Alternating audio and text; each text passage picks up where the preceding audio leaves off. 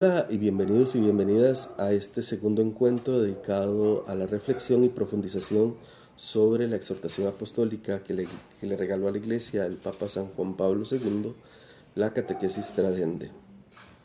Nosotros la semana pasada dedicábamos nuestro esfuerzo a profundizar un poco en la historia del documento y pues decíamos que este documento es fruto de la reflexión de la Cuarta Asamblea Ordinaria del Sínodo de los Obispos, convocada por el Papa San Pablo VI y celebrada entre septiembre y octubre de 1977.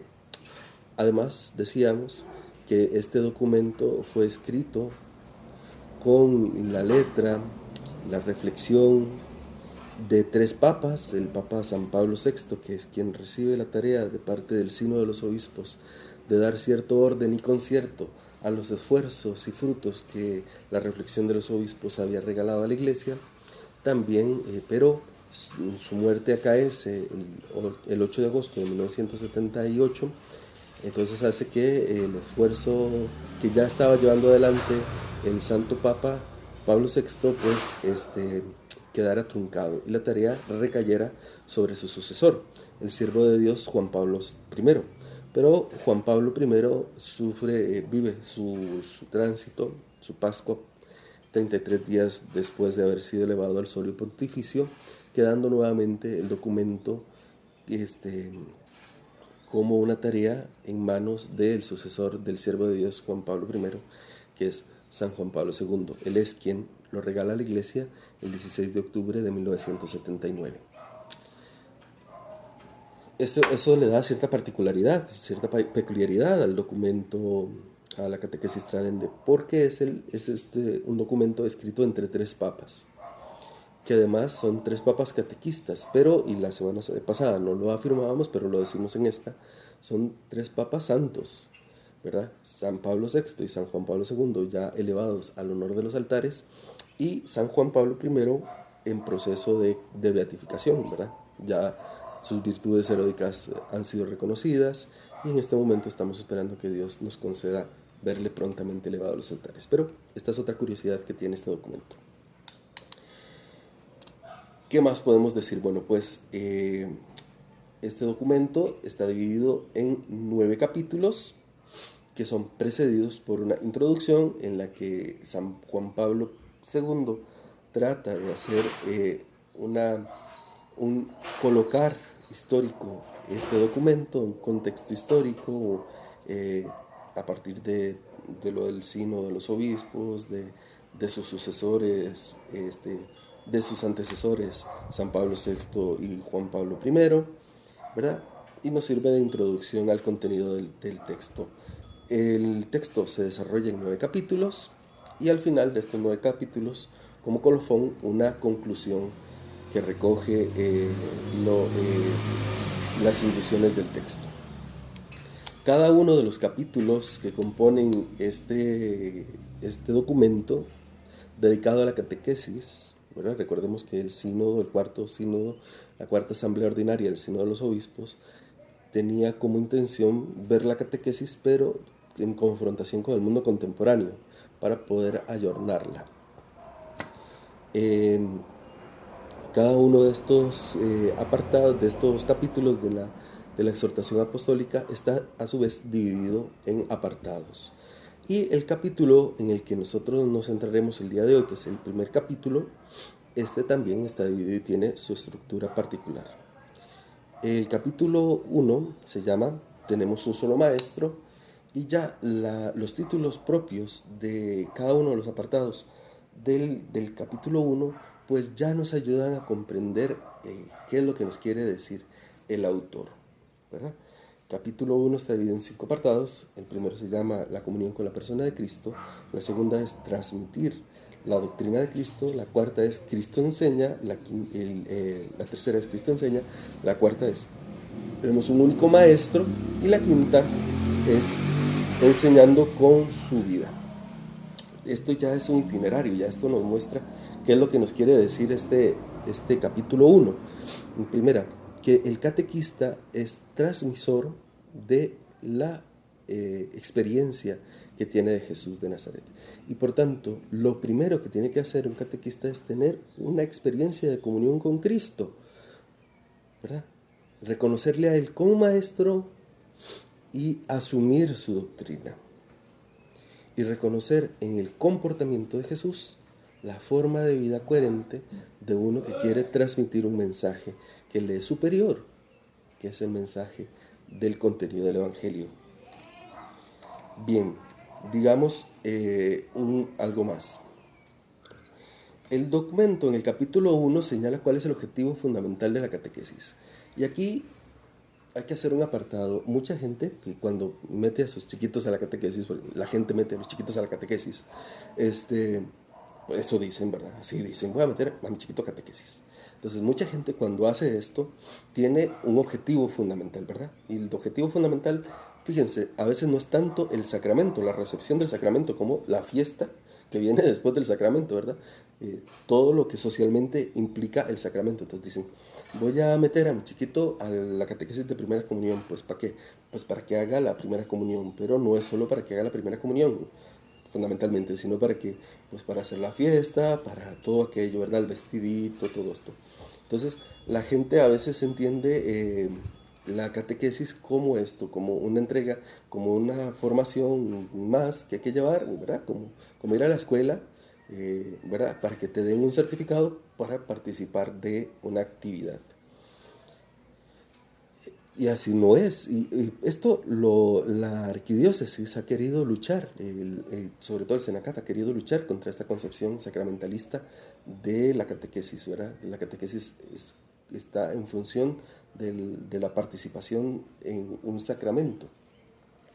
Y ha querido colocar el verdadero sentido de la catequesis. Y en esto nos vendría bien leer la catequesis Tradense, porque el Papa San Juan Pablo II nos dice cuál es el sentido de la catequesis. Y el sentido de la catequesis es posibilitar el encuentro con la persona de Jesús. Este es el sentido fundamental de la catequesis. Y ahí entonces uno entiende que los sacramentos de los que participará la gente que recibe la catequesis son hitos, o sea, son puntos que marcan un punto de llegada, pero también es un punto de partida dentro de un caminar que es el itinerario en la maduración de la fe. En este sentido, la catequesis es cristocéntrica. Y entonces el Papa Francisco, que le gusta hilar fino, el Papa San Juan Pablo II, que le gusta hilar fino, que le gusta explicar como buen filósofo, teólogo que era, el contenido de lo que está diciendo, ¿verdad? Entonces dice, pero la catequesis es cristocéntrica en dos sentidos, que no son excluyentes. Y en el primer sentido, la catequesis es cristocéntrica en cuanto a esto, que posibilita el encuentro con la persona de Jesús.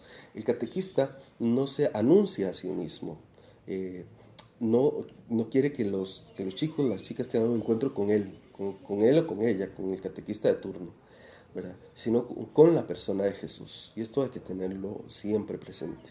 El catequista no se anuncia a sí mismo. El contenido del anuncio que hace el catequista no es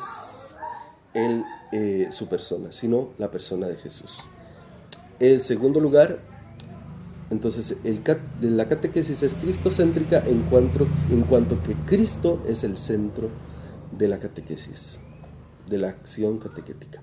Y en segundo lugar, es cristocéntrica en cuanto que el contenido de lo que se anuncia, es decir, ya no estamos hablando aquí solo del encuentro con la persona de Cristo, sino el contenido de lo que se transmite es la persona de Jesús, es el mensaje recibido por la persona de Jesús. Esto, aquí se utilizan términos que tienen peso ya dentro de la tradición de la Iglesia. El mismo San Pablo habla, cuando habla en la primera carta de Corintios, capítulo 11, sobre la Eucaristía, dice él mismo, porque yo les transmito a ustedes algo que a mi vez yo recibí. ¿Verdad? Y para Pablo esto de la transmisión es importantísima. Este es el fundamento de la tradición. Y aquí está la labor del catequista, transmitir algo que a su vez ha recibido del Señor. Porque San Pablo afirma, ¿verdad? Apunta dentro de este capítulo 11 que yo les transmito aquello que yo recibí del Señor. ¿Y por medio de quién lo recibió? Pues por medio de los apóstoles.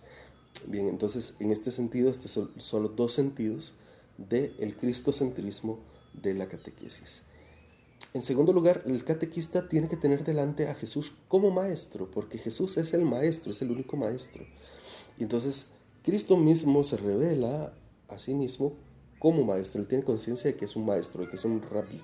Y él mismo lo dice en momentos que son muy solemnes dentro de la historia de la salvación. Lo dice en la cena pascual, cuando le dice a los discípulos: ustedes me llaman maestro y señor, y dicen bien. Pero también sus discípulos reconocen en Cristo a un maestro. Pero no solo los discípulos de Jesús, sino también el pueblo en general reconoce en Jesús un maestro. Por eso el joven rico se acerca a decirle a Jesús: maestro bueno, dime qué tengo que hacer para alcanzar la vida eterna. Pero no solo los discípulos y el pueblo en general reconocen en Jesús a un maestro, sino también incluso sus adversarios le llaman maestro a Jesús, lo reconocen como maestro, aunque sea solo para entrar en contienda, para acusarle, ¿verdad? Pero ¿cuántas veces nosotros hemos oído en boca de los fariseos, en la lectura del Evangelio, que le llaman a Jesús maestro? Sin ir más allá, el texto de la mujer adúltera del capítulo del Evangelio de San Juan. Entonces, Jesús es maestro, maestro que enseña con autoridad, ¿verdad? Con una autoridad particular. Y la autoridad particular que reconoce la gente en Jesús de Nazaret le viene por su coherencia de vida. Esta coherencia de vida de Jesús es lo que hace que el mensaje que Jesús transmita no sea un mensaje hueco, sino que tenga un peso, un contenido particular. Esto es de aquí, de la coherencia de vida de Jesús, nos toca hacer una conclusión fundamental para los catequistas y las catequistas. El catequista no solo es catequista el ratito que esté con los chicos, las chicas en el saloncito de catequesis, en las instalaciones de la parroquia. No solo es catequista cuando se reúne con los papás y mamás, o cuando está en formaciones con el vicario, con el párroco, etc. El catequista es catequista como algo que es transversal a toda su vida. Toda la vida del catequista debe ser una vida catequética, de manera que yo no borre con el codo lo que he comenzado a escribir con la mano. Esto lo decimos, ¿no? ¿Verdad? Que mi testimonio no desdiga lo que yo estoy comunicando con las palabras. Entonces, la vida del catequista debe ser una vida catequética, de manera que pueda ser testimonio de lo que estoy diciendo, de lo que estoy anunciando para las demás personas. Entonces, hagamos unas conclusiones con respecto a lo que hemos dicho. La primera conclusión es que la catequesis tiene como objetivo principal propiciar el encuentro con la persona de Jesús, no el encuentro con la persona del párroco, no la adquisición de los sacramentos, no el encuentro que se lleve muy bien y que me quieran mucho los chiquitos a los que yo le doy catequesis, sino el encuentro con la persona de Jesús. En segundo lugar, el único que es maestro, nosotros esto lo tenemos que tener claro, es el único que tenemos como maestro es Jesús, y a Él transmitimos nosotros en la catequesis. A Él transmitimos con el testimonio vital, ¿verdad? Para posibilitar este encuentro con Jesús, pero también a Él lo transmitimos tal que sea una doctrina, es decir, como contenido de lo que nosotros enseñamos. Que la autoridad de Jesús le viene dada de la coherencia vital de Jesús, es decir, Jesús lo que Él decía, se corroboraba con su vida, pues es un ejemplo para el catequista. El catequista quiere ser así como Jesús, ¿no? Que la autoridad propia de la catequesis, del enseñar del catequista, le venga dado de una coherencia. Y la coherencia fundamental es de aquel que se ha encontrado, que ha hecho experiencia con Jesús y que puede transmitir su experiencia vital del encuentro con la persona de Jesús.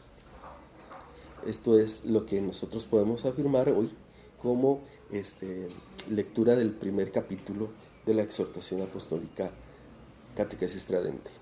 No omito recordarles y solicitarles, por favor, que lean a la luz de cuanto hemos dicho ahora este primer capítulo, que hagan sus anotaciones y que nos hagan llegar sus comentarios en la página de Facebook de la Vicaría Nuestra Señora de Guadalupe, para poder, si tienen alguna reflexión que hacer y que agregar, para poder ir compartiendo entre todos y todas, y así avanzar en el conocimiento de Jesucristo para más amarle y servirle. Que Dios los bendiga y les guarde, y nos vemos la próxima semana.